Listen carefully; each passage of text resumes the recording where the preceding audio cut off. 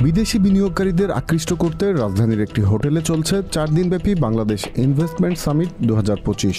সম্মেলনে অংশ নিয়েছে বিশ্বের বিভিন্ন দেশের বিনিয়োগকারীরা। ইতিমধ্যে $300 মিলিয়ন বেশি বিনিয়োগের চুক্তি সম্পন্ন হয়েছে। এছাড়া বিলিয়ন ডলারের বিনিয়োগ চুক্তির বিষয়ে চলছে আলোচনা।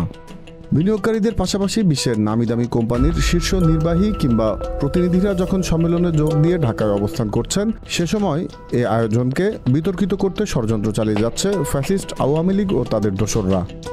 সামাজিক যোগাযোগ মাধ্যমে তারা সম্মেলনকে কটাক্ষ করে বলছে, 2008 সালে নিউ ইয়র্কে বিদেশি বিনিয়োগ আনার নাটক হয়েছিল। সাদা চামড়ার অভাবে তড়িঘড়ি করে 25-30 জন রেস্টুরেন্ট কর্মী আর ট্যাক্সি চালক ভাড়া করে স্যুট টাই পরিয়ে ছবি তোলা হয়েছিল।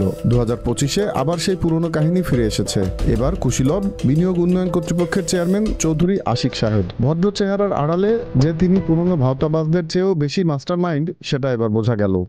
মূলত অন্তর্বর্তী সরকারের সাফল্যে ঈর্ষান্বিত হয়ে পলাতক ফ্যাসিস্টরা এসব অপপ্রচার করছে। তাদের উদ্দেশ্য এই আয়োজনকে ব্যর্থ প্রমাণ করা। Z news, Dhaka.